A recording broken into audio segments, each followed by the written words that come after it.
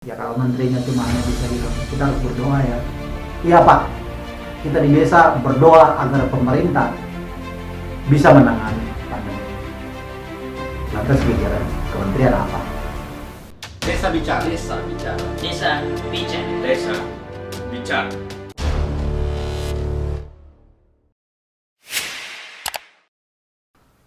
Halo kawan-kawan semua, kembali lagi di channel YouTube Desa Bicara. Kali ini kita mau ngebahas soal PPKM darurat. Kita ketahui bersama kebijakan PPKM darurat ini dimulai tanggal 3 Juli sampai dengan tanggal 20. Nah tentu ada berapa konsekuensi PPKM darurat ini untuk desa-desa yang daerahnya ditetapkan untuk diperketat gitu ya. Ya, bukan berarti desa-desa di Sumatera, Kalimantan, Sulawesi, Papua nggak melakukan itu lah. Tetap melakukan PPKM gitu ya, skala mikronya gitu. Tapi ini namanya PPKM darurat. Ya, kebijakan baru lah ya. Nah, melalui instruksi Menteri nomor 15 Menteri Dalam Negeri nomor 15 tahun 2021, PPKM ini diberlakukan. Nah, menyikapi itu, Kementerian Desa melalui Direktorat Jenderal Pembangunan Desa dan Perdesaan di tanggal 2 Juli kemarin, Juli 2021, mengeluarkan surat, gitu ya, mengeluarkan surat yang juga sebenarnya berdasar bahwa beberapa kebijakan, termasuk instruksi Menteri Dalam Negeri, dan mungkin akan menyesuaikan dengan kebijakan pemerintah. Nah, dalam surat ini, dalam surat Direktorat Dirjen Pembangunan Desa dan Perdesaan ini, menindaklanjuti hasil rapat koordinasi tingkat menteri ya, di tanggal 1 Juli. Diminta bantuan Bupati dan Wali Kota menyampaikan dan memfasilitasi agar kepala desa dapat segera, pertama, mempercepat proses penyaluran bantuan langsung tunai desa BLT DD. Kembali lagi, cek Undang-Undang Nomor 2 Tahun 2020 ya.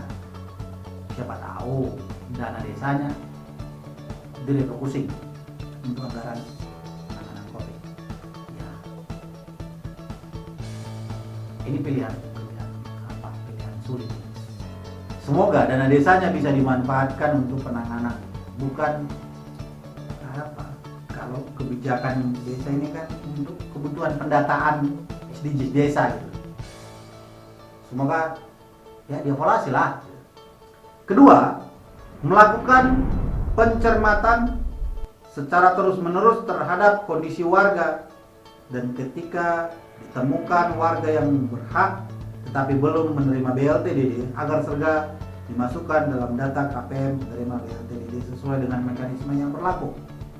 Poin kedua ini menandakan bahwasannya desa harus kembali mendata masyarakatnya, harus kembali melakukan musyawarah desa luar biasa, harus merubah APBDes.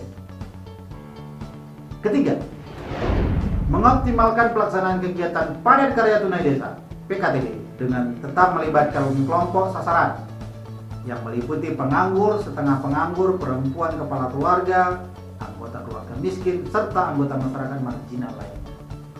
Ini tetap menjadi program andalan ya, andalan. Tapi memang berdampak ya, untuk penanggulangan. Tetapi PPKM darurat ini harus jadi pertimbangan tersendiri. Yang keempat, mengintensifkan penanganan pandemi COVID-19 secara masif dengan berpedoman kepada arahan Satgas COVID. Normatif ya. 5. Melakukan sosialisasi dan edukasi kepada masyarakat secara terus-menerus untuk tetap menerapkan protokol kesehatan, melaksanakan 5M, memakai masker, mencuci tangan, menjaga jarak, menghindari kerumunan, dan membatasi mobilitas atau pergerakan penduduk. Itu surat edaran yang disampaikan oleh Direktorat Jenderal menyikapi perubahan kebijakan PPKM mikro menjadi PPKM darurat. Ya, dampaknya tentu jelas bagi kehidupan masyarakat di desa, termasuk daerahnya yang zona merah gitu ya. Jawa dan Bali. Ini penerapan darurat ini termasuk di Jawa dan Bali. Nah, kawan-kawan di desa diharapkan diminta kembali siaga. Nah, pertanyaannya, sudah dilakukan evaluasi belum dengan tim penanganan COVID di desa? Tanggap COVID desa ini. Lantas bagaimana kemudian tim ini untuk bekerja lebih ekstra? Jangan hanya membuat kebijakan harus ini harus itu, tapi tidak diikuti dengan konsekuensinya. Pendanaan dari mana? Kalau memang dari dana transfer langsung pemerintah pusat ke desa, atau kita sebut dengan dana desa gitu, harus jelas. Tapi konsekuensinya jelas. Desa harus melakukan musyawarah desa lagi, merubah APBDes, merubah aturan lain agar dana desa itu bisa digunakan untuk kebutuhan itu. Masyarakat di desa juga harus proaktif juga jadinya menyikapi perubahan-perubahan PPKM darurat ini. Kita ketahui bersama Kementerian Desa sedang getol-getolnya mendorong desa bangkit, ekonomi bangkit, pariwisata bangkit. Beberapa publis dari Kementerian Desa menyadari. Nah, kalau kayak gini di desa-desa Jawa dan Bali, apa pilihannya? Konsekuensinya menutup tempat wisata. Pertanyaannya, bagaimana desa diberikan kewenangan lebih baik dalam merumuskan kebijakan? Jangan berdampak ke masalah desa nih. Ya kan pemerintah pusat melalui kementerian ada bisa bilang ini dan itu gitu. Tapi kemudian untuk penanganan klinis gitu ya di desa minim. Masa sih nggak belajar dari beberapa tahun yang lalu? Dan sebut 2 tahun yang lalu, ya kan? 2019. Desa tidak diberikan kewenangan itu. Desa dituntut untuk menyelamatkan ekonomi negara. Desa dituntut untuk menyelamatkan kondisi sosial. Dan desa diminta untuk berdiam diri. Masyarakatnya di dalam rumah saja. Masyarakat desa itu masyarakat yang dinamis. Berkeluh ke sawah, ke ladang, bercocok tanam, budidaya, berkegiatan sosial, menggerakkan ekonomi mereka gitu. Ya kalau diminta bergulung, harus ada konsekuensi kebijakan yang diikuti. Nah ini yang harus dipikirkan oleh kementerian gitu ya. Dan juga Bapak Ibu, kawan-kawan aparatur pemerintah desa harus memang bijak melihat situasi tadi. Konsekuensinya gitu, konsekuensi dari PPKM darurat ini cukup besar. Mungkin Bapak Ibu bisa lihat misalkan provinsinya masing-masing sudah keluar kebijakan-kebijakan. Berpengaruh nggak ke desa? Pasti. Nah, ini yang harus dicek. Sejauh apa kemudian desa itu siap dengan situasi ini? Ada desa yang mampu siap, ada yang bisa terus dikuatkan. Tapi kalau kebijakan nasionalnya tidak mendukung desa untuk punya kemandirian, desa punya untuk mempunyai kewenangan, mengelola kewenangannya, ya apalagi dijebak dengan persoalan-persoalan teknis pendataan, SDGs desa, data-data dan data gitu ya. Ini harus menjadi kritikan untuk pembangunan desa gitu ya.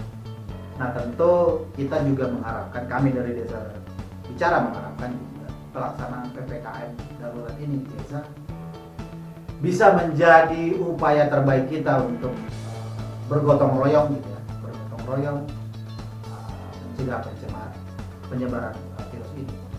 Juga jangan dilupakan harus ada penanganan medis di desa. Kebijakan ini harus dipilih. Meminta warga desa untuk mengisolasi diri, tetap di rumah. Harus kita pikirkan juga konsekuensinya, ekonomi, kebutuhan hidup. Siapa yang memenuhi kebutuhan negara? Maka ketika mengambil kebijakan PPKM darurat, baru kemudian desa diminta untuk menyesuaikan ya dengan keadaan kondisi kalian. Loh, apa kebijakan ini? Nah, ini mungkin yang harus dilihat gitu ya. Kami dari Desa Bicara juga berharap desa-desa di Indonesia harus kuat untuk situasi ini, karena akan banyak juga perubahan kebijakan, perubahan anggaran, perubahan dinamika sosial di masyarakat akan terus berubah menyikapi situasinya gitu ya. Ya, tidak dengan cara berdoa seperti yang diminta oleh Menteri Desa. Oke. Berdoa itu harus karena kita punya keyakinan, tapi kebijakan harus ada dari pemerintah. Ya kalau menterinya cuma hanya bisa bilang kita harus berdoa ya. Iya Pak, kita di desa berdoa agar pemerintah bisa menangani pandemi ini. Lantas kebijakan kementerian apa? Itu dulu video hari ini, sampai bertemu di video selanjutnya. Kami dari Desa Bicara juga mengharapkan jaga kesehatan, jaga imun. Jangan stres, jangan lelah. Mari kita gotong royong menghadapi situasi pandemi yang sedang marak hari ini. Semangat kawan-kawan di desa, sampai bertemu di video selanjutnya ya. Dadah.